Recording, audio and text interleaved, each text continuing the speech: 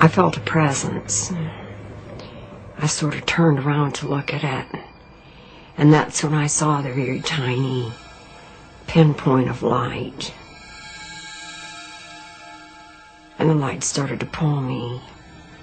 There was a physical sensation to the pulling, and I know how that must sound. Nonetheless, it's true. There was a physical sensation, rather like going over a hill real fast. Tell me. And I went toward the light.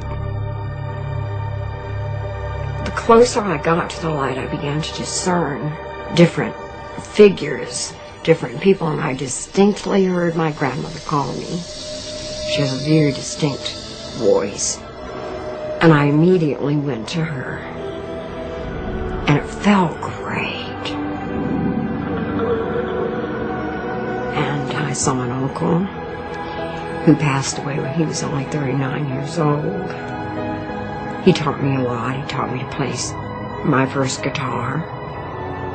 And I saw many, many people I knew and many, many I didn't know. But I knew that I was somehow in some way connected to them. I asked if God was the light. And the answer was no. God is not the light. The light is what happens when God breathes. And I distinctly remember thinking, I'm standing in the breath of God.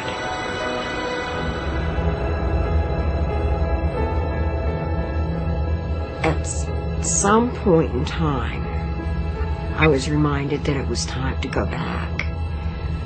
Of course, I had made my decision to go back before I ever laid down on that table. But, you know, the more I was there, the better I liked it. And my uncle was the one who brought me back down to the body.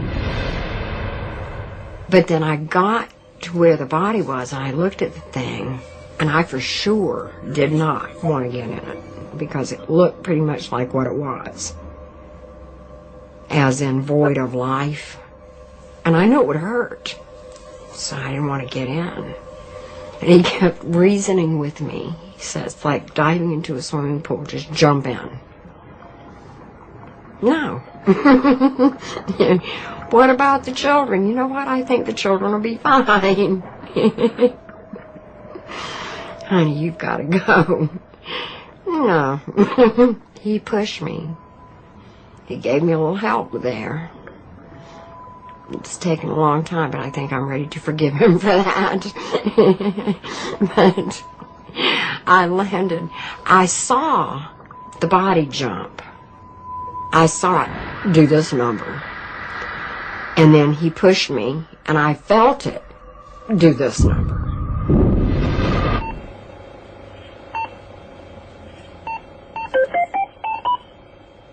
This is a classic near-death experience occurring under extremely monitored medical conditions, where every known vital sign and basically every clinical sign of life and death was being monitored at the time. And that's what makes her case so remarkable and so valuable to us.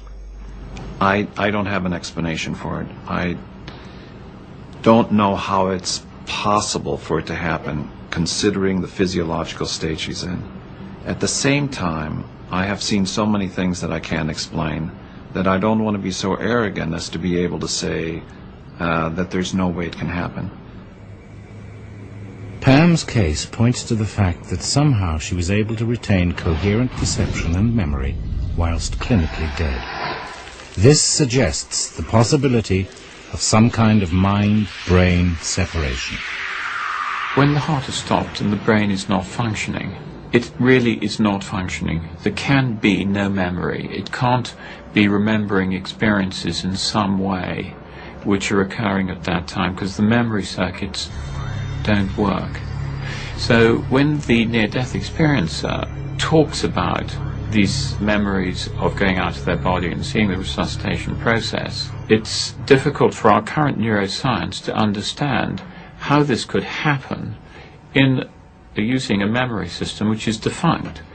And so one has to argue that in some way the information is retained outside the brain, and then later on is fixed in the memory circuits, or you have to argue that it somehow or other occurs in the brain and goes into memory in a way we don't understand.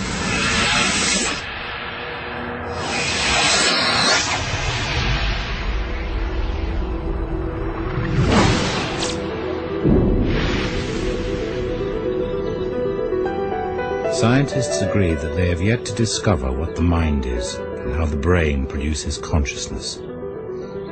What makes us us has always been a mystery. The question is one of the oldest, most formidable and exciting challenges that science has yet to solve.